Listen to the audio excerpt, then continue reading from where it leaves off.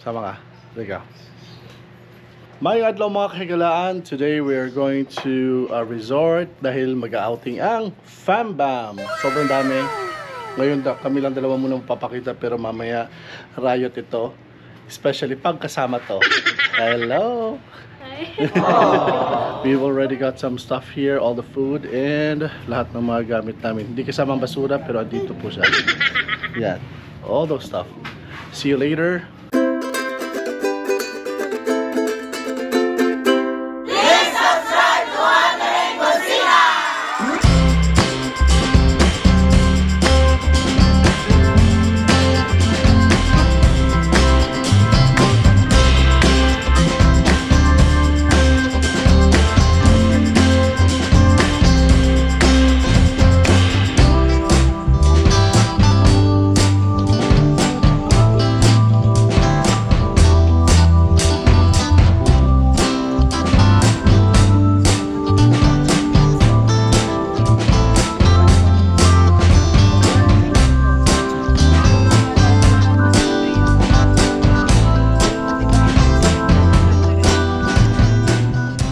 Bisa ako mag-9 man. Kaya mo training mo. Ayaw na naman.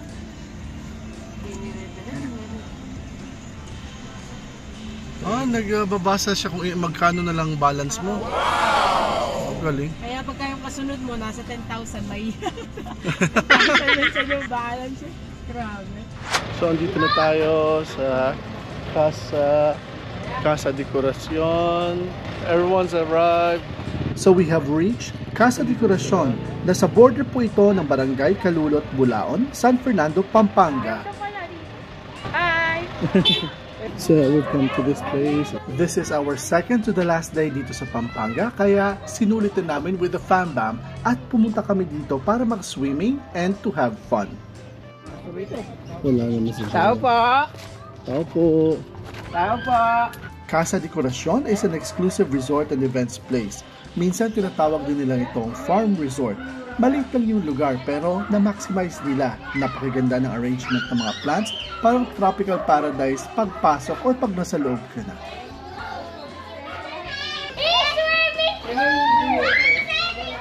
Oh, wala mo nang pupunta dun sa tubig ha, kasi wala magbabantay sa inyo. Ito na yung place and it's actually gorgeous for reception at saka maraming pwedeng pag-picture-picturean dito. And maliit lang siya at marami siyang pwedeng puntahan. Wala mo na pupunta dyan ha. Dalawang aircon, pa-check po ako sa taas ma'am, complete set of linens. Tapos ma'am, lahat po ng gamit natin sa kusina, kapag nilabas ma'am, pakihanap lang po sa kapakipasok. Let's go! Let's go!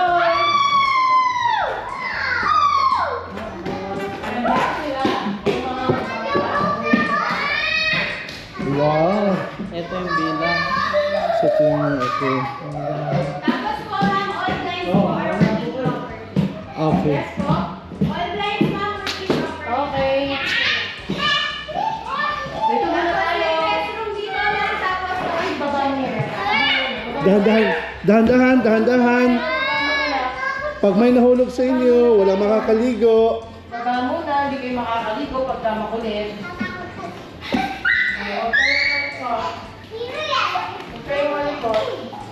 Yung ref dyan ma'am, working na din po. No, yung pong kitchen. Hindi na rin to, no? Narinig nila. Yes.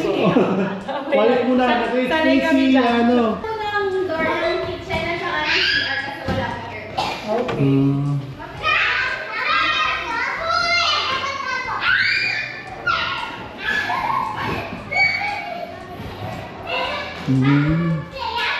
Bathroom. Halik kayo.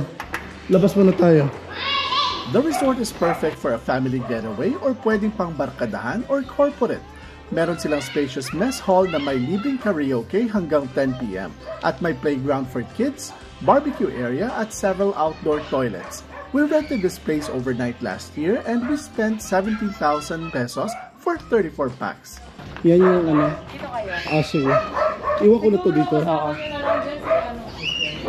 May toilet dito sa loob? Sa labas. Meron silang 4 na main rooms. Ang Loft Villa, Rose Room, Fred's Room at Dahlia Room. Na-occupy namin ang 3 rooms except for the Rose Room. The resort is also equipped with a mini kitchen pero butane stove lang ang gamit namin at that time. Pwede siyang kids-friendly place at pwede siyang may para sa kids.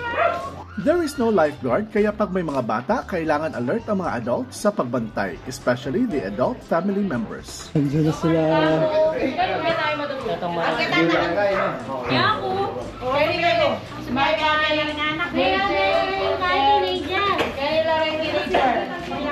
Kwarto din yan? Kwarto din yan? Dito kami. Oh, wow. Dito tayo. Dito yung mga teenager. Gen XYZ. Kami dito kami sa dulo ha kasi may baby kami, ne? Oh, dito ko si Cheska, si Mai. Galing. Muna, riot na. Nandito na sila lahat, ang mga bata.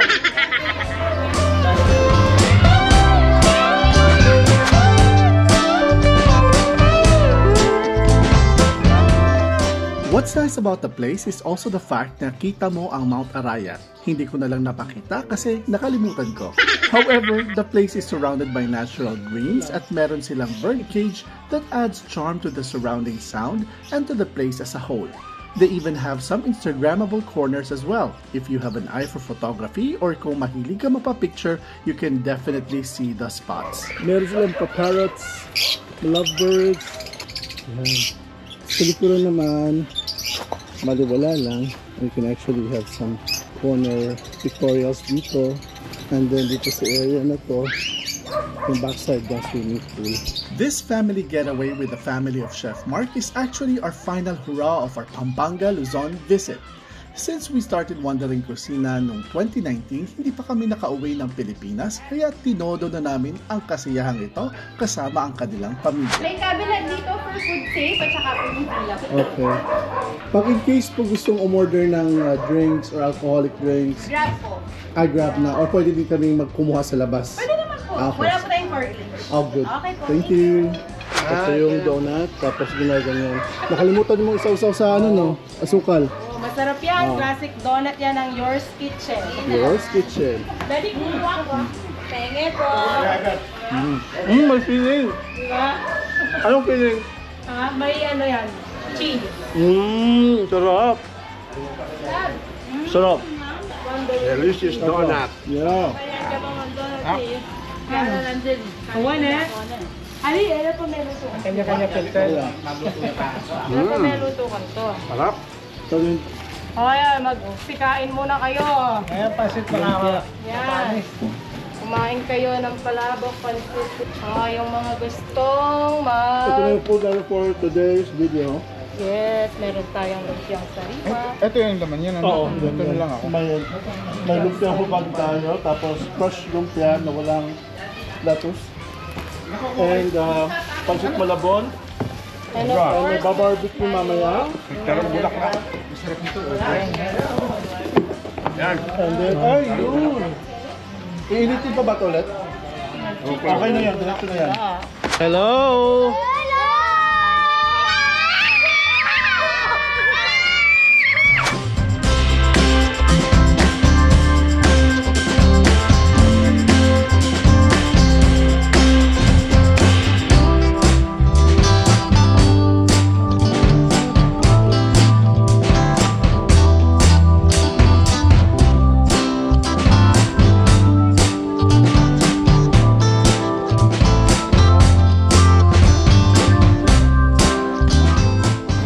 Gutom na lahat, so hayaan na muna natin silang kumain.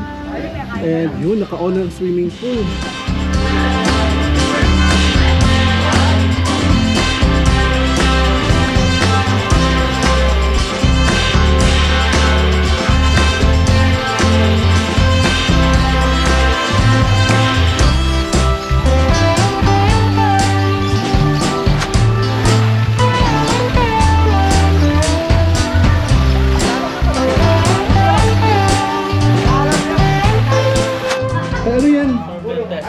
Wow, sorbet!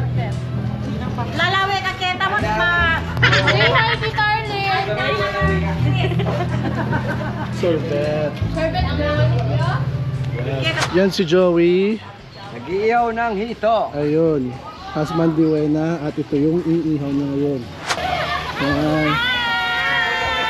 Say hi! Yan sila. Yay! Ayan. Yuan! Si Tita. Hi, Tita. Hi. Ang mga Gen Z natin. So, okay ba tayo dito? Okay lang. So, para to sa tilapia. Ilan yung tilapia natin? Marami. Ayun, madami-dami din pala. 10 pieces siguro. Ayun. So, this will be staying overnight dito ngayon. With libreng video kay, kasama na sa video kay. Hi. Ito naman yung guys natin. Chef Mark, of course. Chef, okay ba tayo, Chan?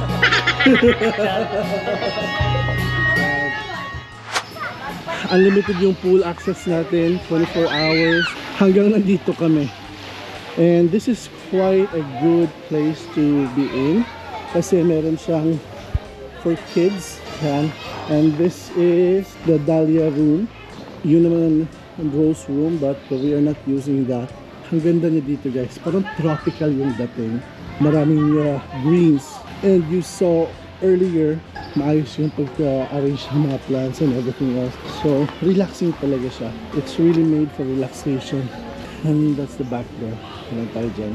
So, if you're looking for a good getaway, eto na yun. So, this area will be our speed for the next hours, actually overnight. Medyo pula na ako kasi nakainom na ako ng konti. Of course, this Philippines and what you expect. Wow. You usually drink and just chill because this is vacation. So, chill muna tayo. Over and out for now. I'll be your light and shoulder. So go easy.